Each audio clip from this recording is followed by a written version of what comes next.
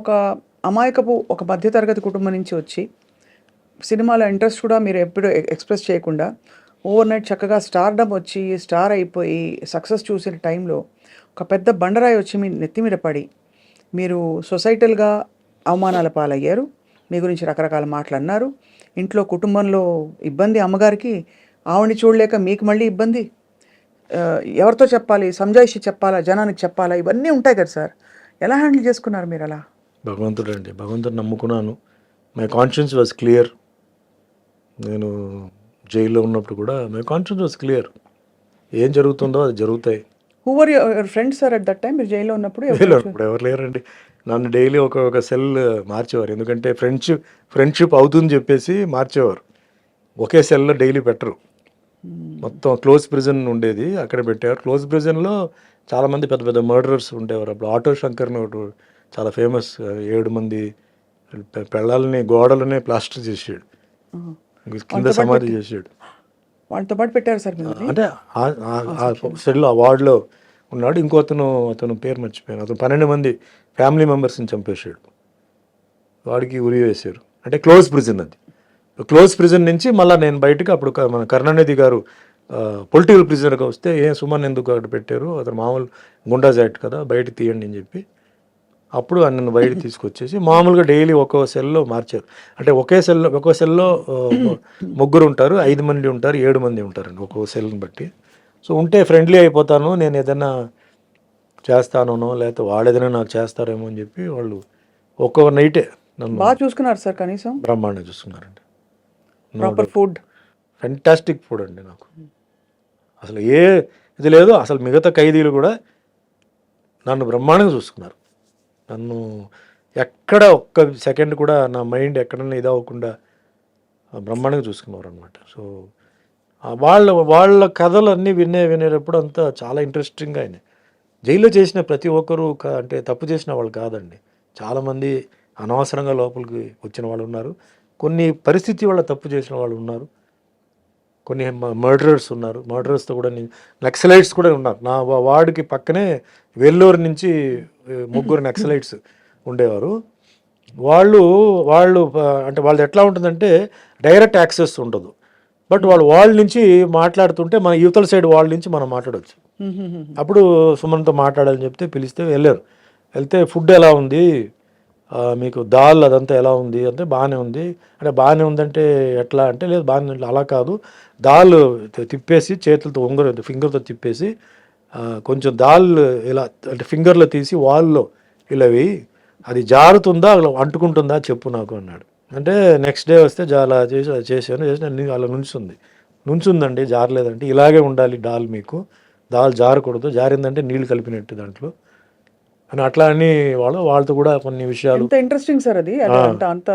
అంటే మీకు ఖైదీలకి ఇల్ ట్రీట్మెంట్ జరగకూడదండి.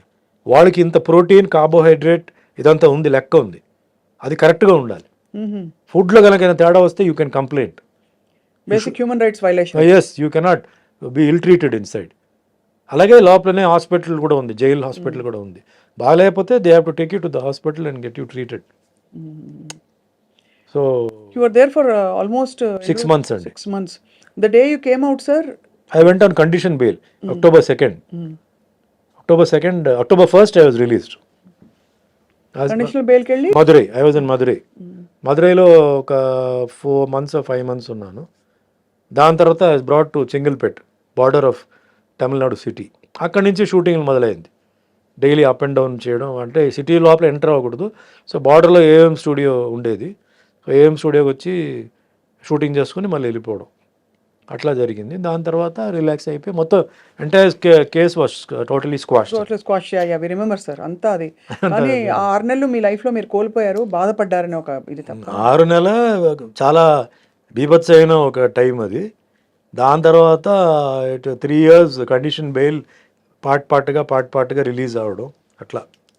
అమ్మగారు అప్పుడు when you came out, she was there. she was very She happy only కదా, received at me very least happy. relieved, more than happy. ఇంటికి వెళ్ళి చేశారు. జైలు నుంచి నేను బయటకు వచ్చినప్పుడు సుమలత వాళ్ళ ఫ్యామిలీ, వాళ్ళ మదర్, సిస్టర్ వచ్చి నన్ను జైలు దగ్గర రిసీవ్ చేశారు. మా ఇంటికి వచ్చాను. ఇంట్లో సుమలత గారు, ఆవిడ మదర్ వచ్చి నన్ను కలిసి next day morning Mohan Babu గారు వచ్చారు. ఒక దండ. అందుకే నాకు మోహన్ బాబు గారు అంటే అందరూ ఆయన కోపిస్టు అది ఇది అని చెప్పి ఏం చెప్పినా అంటే ఆయన character okay, golden heart. But ఆ ఒక్క విషయానికి నేను ఆయన్ని పాదాభివందనాలు చేస్తున్నాను. గేట్ దగ్గర వచ్చి నుంచున్నాడు. నేను ఎవరిని కలవడానికి ఇష్టం లేదని మా అమ్మగారు చెప్పారు, లేదు మోహన్ బాబు వచ్చున్నారు లోపల పిలువ అంటే, సరే గేట్ తీయని వచ్చి నాకు పూలదండ వేసి షిరిడి సాయిబాబా ఆశీర్వాదాలతో మళ్ళీ నువ్వు సినిమా ఇండస్ట్రీలో రావాలి సుమన్, మళ్ళీ నువ్వు వస్తావు, బాబా బ్లెస్సింగ్స్ ఉంది, డెఫినెట్గా నువ్వు వస్తావు, నువ్వు ఏం భయపడొద్దు, నీ సీట్ నీకే వస్తుంది చెప్పి అంటే ఒక ధైర్యం చెప్పేసి పాపం వెళ్ళాడు. ఎందుకు రావాలి ఆ మనిషి, బట్ వచ్చారు పాప ఆయన. సో అందుకే నాకు ఆయన నా గురించి తిట్టినా తిట్టకపోయినా ఏం చేసినా మనిషి అనే క్యారెక్టర్, అలాంటి క్యారెక్టర్ అది. కొంచెం ఓపెన్గా మాట్లాడతాడు, రఫ్ అండ్ టఫ్గా మాట్లాడతాడు.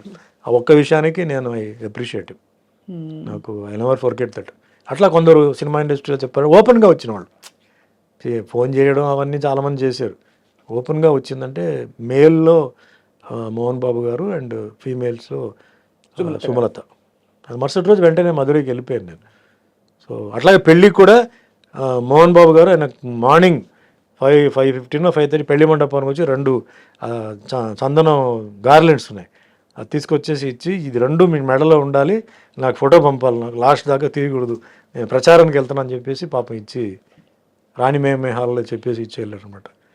సో ఆ మనిషిలో 2 ఇప్పుడు నేను ఎవరో అంటే ఆయన పెద్ద ఇదేం కాదు, బట్ ఒక ఫ్రెండ్లీగా అఫెక్షన్తో వచ్చారు కదా, అఫెక్షన్తో కన్సర్న్తో వచ్చారు. That's great. అందుకే ఆయన గురించి ఎవరైనా ఏం చెప్పినా కూడా పూర్తిగా వింటాను, ఎందుకంటే ఆయన షార్ట్ టెంపర్డ్, బట్ ఆయన ఆర్గ్యుమెంట్కి ఒక పాయింట్ ఉంటుంది. అనవసరంగా ఆయన చేయడు, ఆయన అనవసరంగా గెలకూడదు, గెలికారంటే అయిపోతారు వాళ్ళు. సో మా అబ్జర్వ్ చేస్తాం, అందుకే నాకు ఆయన అంటే సెపరేట్ రెస్పెక్ట్. కష్టాల్లో ఉన్నప్పుడు ఎవరైతే మనం గుర్తించారో, ఎవరైతే చేశారో వాళ్ళని మనం లైఫ్ లాంగ్ మర్చిపోకూడదు. ఇప్పటికీ గుర్తుంచుకోవాలి కదా సార్. అదే మిగతా ఎంత పడ్డారు సార్ ఒక జీవితంలో, ఎన్ని ట్విస్ట్లు టర్న్స్ అన్ని. ట్విస్ట్ టర్న్ భయంకరమైన. సో మీరు అరేంజ్ మ్యారేజే కదా